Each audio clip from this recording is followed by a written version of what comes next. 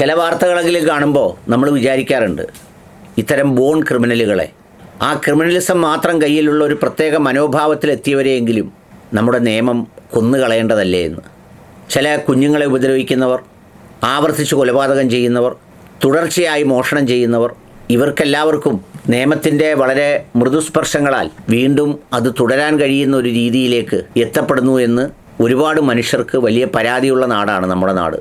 പക്ഷേ എന്തായാലും ഒരു കൊടുങ്ക്രൂരൻ സ്വയം തൂക്കുകയർ ചോദിച്ചു വാങ്ങി വധശിക്ഷ. തിരിച്ചും മറിച്ചുമെല്ലാം അവന് അവസരം കൊടുത്തെങ്കിലും കൊന്നുകളയുമെന്ന് പറഞ്ഞ് ഒരവസരവും കൊടുക്കാത്തതുകൊണ്ട് ഏതായാലും വധശിക്ഷ കൊടുക്കേണ്ടി വന്നു എന്നതാണ് സ്ഥിതി. ഒന്ന് അഡ്ജസ്റ്റ് ചെയ്ത് പറഞ്ഞിരുന്നെങ്കിൽ വീണ്ടും പുറത്തിറങ്ങി ആരെയെങ്കിലുമൊക്കെ ചെന്താമരയ്ക്ക് കൊല്ലാമായിരുന്നു. ഏതായാലും ഈ ന്യായാധിപനോടും പിന്നെ ഇതേ മാനസികാവസ്ഥയിൽ തന്നെ ഇനിയും ഇറങ്ങി കൊല്ലും എന്ന് പറഞ്ഞ ചെന്താമരയോടും ഒരുപോലെ നമ്മൾ കടപ്പെട്ടിരിക്കുന്നു.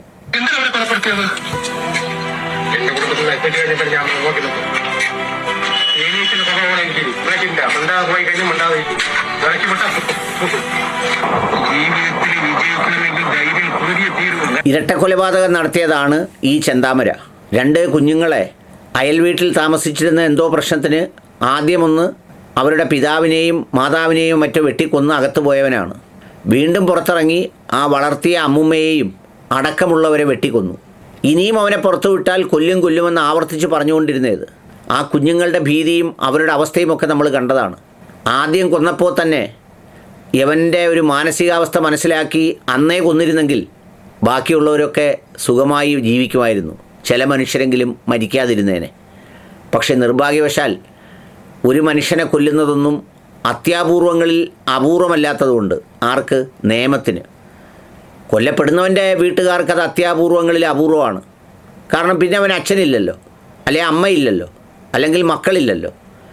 അവനെ സംബന്ധിച്ചിടത്തോളം പിന്നെ അത് തിരിച്ചു കിട്ടുന്നില്ല. പക്ഷേ നിയമത്തിന് അത് അപൂർവങ്ങളിൽ അത്യാപൂർവമല്ലാത്തത് കൊണ്ടാണ് ചെന്താമര പുറത്തിറങ്ങിയ ചെന്താമരയാണ് വീണ്ടും ഇതേ പണി തന്നെ ചെയ്തത്.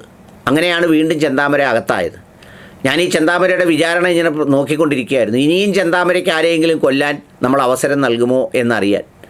എന്തായാലും ബഹുമാനപ്പെട്ട കോടതി അതിന് അവസരം നൽകിയില്ല. അത് കോടതി മാത്രമല്ല, ചെന്താമരയെ അതിന് അവസരം കൊടുത്തില്ല. ചെന്താമരയും ഇനി എന്ത് ചെയ്യുമെന്ന് ചോദിച്ചപ്പോൾ കൊല്ലും എന്നും പറഞ്ഞ് തന്നെ നിന്നു.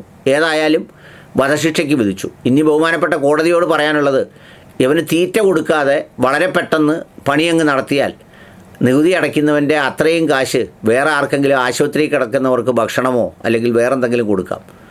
വളരെ നേരത്തെ തന്നെ, ഇനി ഒരുപാട് സമയം കൊടുക്കാതെ അടുത്ത ആഴ്ചയോ അതിൻ്റെ അടുത്ത ആഴ്ചയോ എങ്ങാണം ആ കാര്യം അങ്ങ് നടത്തിയാൽ ആ പിള്ളേരുടെ മനസ്സിൽ നിന്ന് തൽക്കാലത്തേക്കെങ്കിലും ഒരു പ്രയാസം മാറിക്കിട്ടും.